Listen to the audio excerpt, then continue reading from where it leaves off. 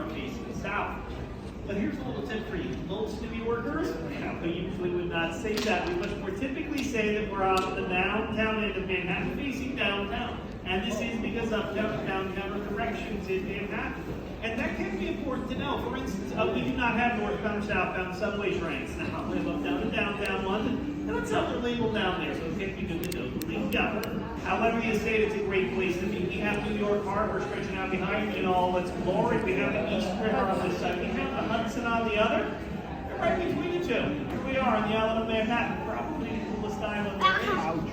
But here's something I have noticed about Manhattan. A lot of people, they'll get it in their heads that that's all there is to New York City, right? It's that little sliver of an island we call Manhattan, and that is not the case. No, we have 5 boroughs here in New York City. Manhattan is just one. On the other side of the harbor is another one, that was Staten Island.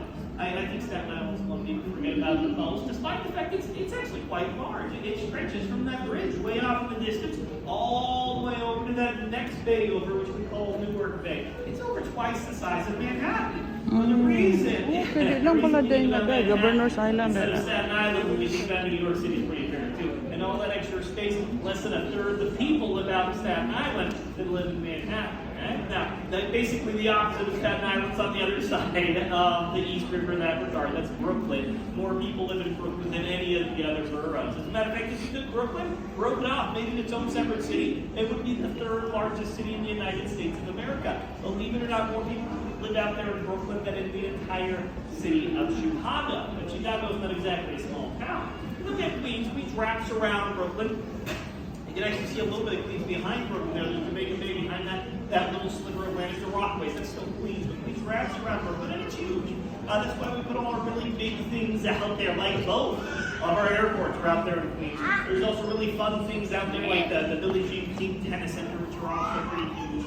Now, what's not very apparent from up here is that both Brooklyn and Queens are on an island. And it is a very appropriately named island to be called Long Island. 120 miles from Brooklyn on this end to Montauk on the other end, well past the horizon, at about 45 miles on a nice clear day like today. And then if you go all the way uptown past the Harlem River, you get to the best borough. That's right, you get to my borough, you get to the Bronx. Now, the Bronx is the only borough that's mostly attached to the mainland of the United States, but even the Bronx has some tiny islands, like City Island. It's a fun one to visit out there. There's a lot of fun things to visit the Bronx, like the zoo, the Botanical Gardens.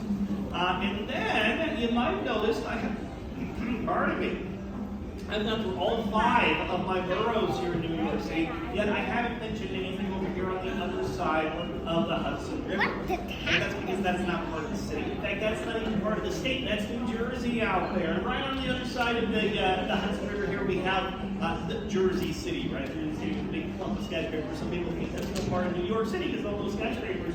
And then if you take a look down, a couple of other rivers, the Hackensack River, you'll see another clump of taller buildings, which is Newark. Some of you might have flown through Newark. There's a big airport there. And a lot of these places are on the other side of the Hudson River, like Bayonne, New Jersey, where they've been Dana Shipping or Hoboken, where Frank Sinatra grew up. And a lot of people who love New Jersey, so they live there. But since we have so many more jobs here in New York City, they'll commute to and from New York City each and every single day for work. And because of all those commuters, just to make it a bit more confusing, some people have even started to call that the 6th borough, which is a little silly and kind of fun. Now, all throughout this area, I've been talking about all sorts of amazing stories we can tell and things we can explore in a bit further detail, which we've broken up into these 10 categories.